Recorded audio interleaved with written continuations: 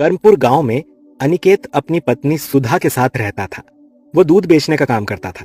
उसके पास 2 गायें थीं। एक दिन अनिकेत दूध बेचने जा रहा था तो उसे किसी ने आवाज दी। अनिकेत ने मुड़कर देखा तो एक छोटा सा बच्चा उसे पुकार रहा था। क्या है, क्यों बुला रहा है मुझे? मुझे मक्खन खाना है। मेरे पास तो सिर्फ दूध है। ठीक है, मुझे दूध ही दे दो। पैसे हैं तेरे पास जो दूध पिएगा? जा अपने घर से पैसे लेकर आ। मेरे पास पैसे नहीं है, बिना पैसे के दे दो। अनिकेत उसे डांट कर भगा देता है। चल भाग यहां से, और दूध बेचने चला जाता है। अनिकेत सारा दिन भटकता रहता है लेकिन उसका आधा दूध ही बिक पाता है। शाम तक घूमने के बाद वो घर आ जाता है। क्या बात है, आप बहुत परेशान हो? आज तो पता नहीं क्या हो गया, आधा दूध बिका ही नहीं। कोई बात नहीं, मैं इसका मक्खन निकाल कर तुम्हें दे दूंगी, उसे तुम बेच जाना। तभी अनिकेत को बच्चे की बात याद आ गई। उसने सुधा को सारी बात बताई। ये आपने ठीक नहीं किया। तू नहीं जानती इन गांव वालों को, जानबूझकर अपने बच्चों को भेज देते हैं। एक को दे दिया तो 10 आ जाएंगे। अगले दिन अनिकेत मक्खन और दूध दोनों लेकर चल देता है। रास्ते में उसे वही बच्चा मिलता है। वो फिर से मक्खन मांगता है और अनिकेत उसे फिर से डांट कर भगा देता है। उस दिन भी उसका ना मक्खन बिका ना दूध। वो शाम को घर आ जाता है। अगले दिन से हर दिन यही होता है। अब वो बच्चा अनिकेत को नहीं मिलता और उसका दूध कोई नहीं खरीदता था। धीरे धीरे वे गरीब होने लगते हैं। एक दिन एक गाय को चारा खिलाने के लिए अनिकेत दूसरी गाय को बेच देता है।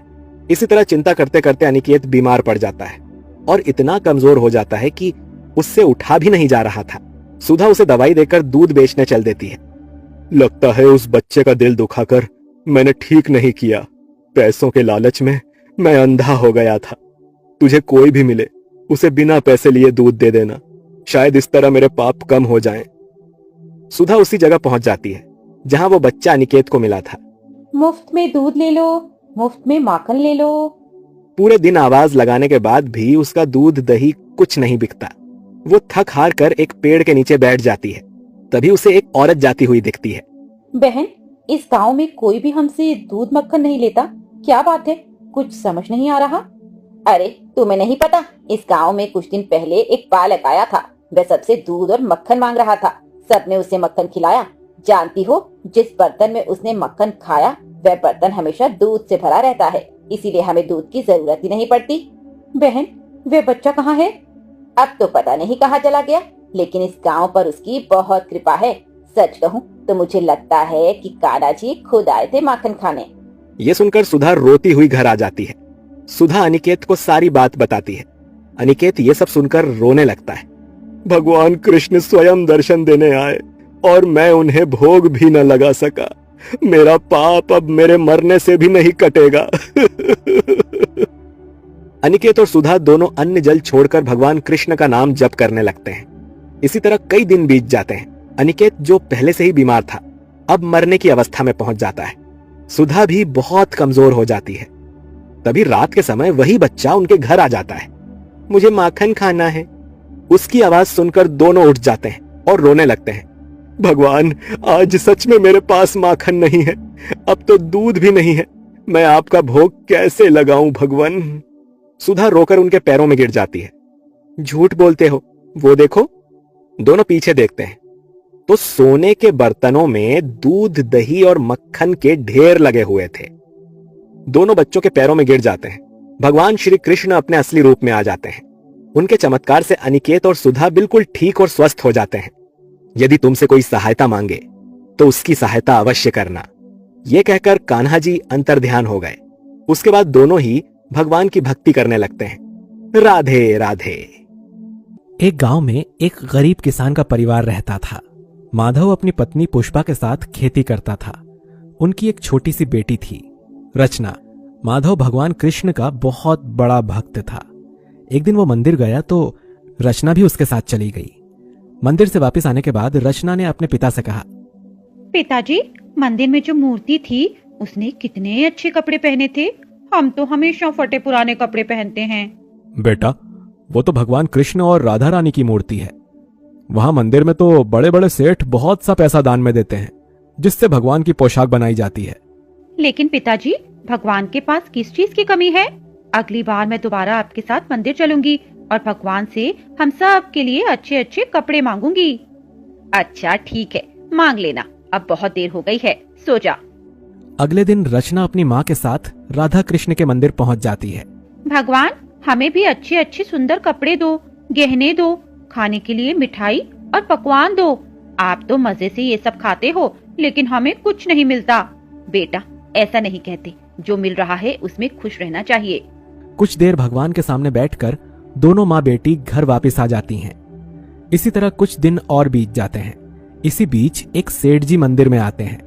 पंडित जी, मैं भगवान कृष्ण के श्रृंगार के लिए ये रेशमी पटका और राधा जी के लिए ये रेशमी चुनरी लाया हूं।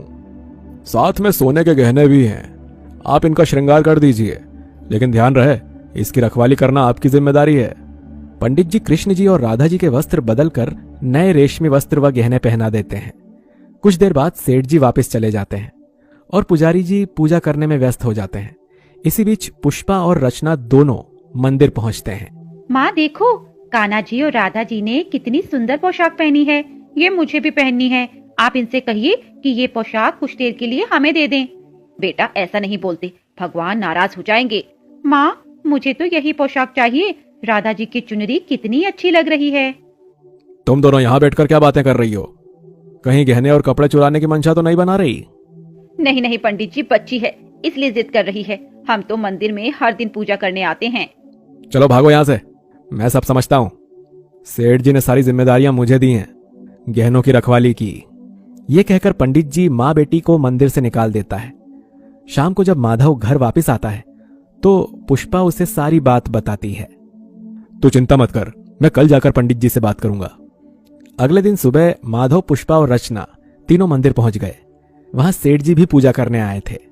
पुष्पा और रचना को देखकर पंडित जी ने सेठ जी से कहा, सेठ जी, ये वही लोग हैं जो मंदिर में चोरी की योजना बना रहे थे। सुन बे माधव, आज के बाद तू या तेरा परिवार इस मंदिर के आसपास भी दिखाई दिया ना तो तुझे गांव से बाहर निकाल दूंगा मैं, समझा? चल भाग यहां से। माधव अपने परिवार के साथ घर वापस आ जाता है। पुष्पा रोने लगती है। भगवान क्या सिर्फ अमीरों के हैं? हम गरीबों के लिए तो मंदिर भी बंद हो गए। तुम चिंता मत करो माँ, मैं अब कभी नए कपड़े नहीं मांगूंगी। तीनों बिना खाना खाए सो जाते हैं। अगले दिन मानव खेत पर जाने के लिए तैयार हो रहा था। तभी उसे एक आदमी बुलाने आया। माधव अपने परिवार के साथ मंदिर पहुंचा तो उसे पंडित जी ने बताया कि राधा जी की रेशमी पोशाक काली पड़ गई है, तो उसे हटाकर दूसरी पोशाक पहनाई, वो भी काली पड़ गई। हमसे बहुत बड़ी गलती हो गई लगता है। भगवान नाराज हो गए। तभी रचना मंदिर के अंदर चली गई। भगवान जी, मुझे माफ कर दीजिए, मेरे कारण आप नाराज मत होइए। मैं अब कभी आपकी पोशाक नहीं मांगूंगी। तभी राधा जी की चुनरी रचना के ऊपर आ गई और वो रेशम की बन गई। ये देखकर सेठ जी ने कहा, कान्हा जी, हमसे बहुत बड़ी गलती हो गई। हमने आपकी नन्ही भक्त का अपमान किया। उसके बाद राधा कृष्ण जी के कपड़े और आभूषण पहले के जैसे हो गए। माधव, आज से तुम्हारे परिवार का पूरा ध्यान मैं रखूंगा और इस बच्ची के लिए कपड़े, गहने और खाने पीने का सारा सामान मेरे घर से आएगा। ये सुनकर मानव और पुष्पा बहुत खुश हुए। कान्हा जी ने स्वयं अपने वस्त्र हमें देकर हमारा जीवन धन्य कर दिया। उस दिन के बाद से रचना और उसके परिवार को पूरे गांव में मान सम्मान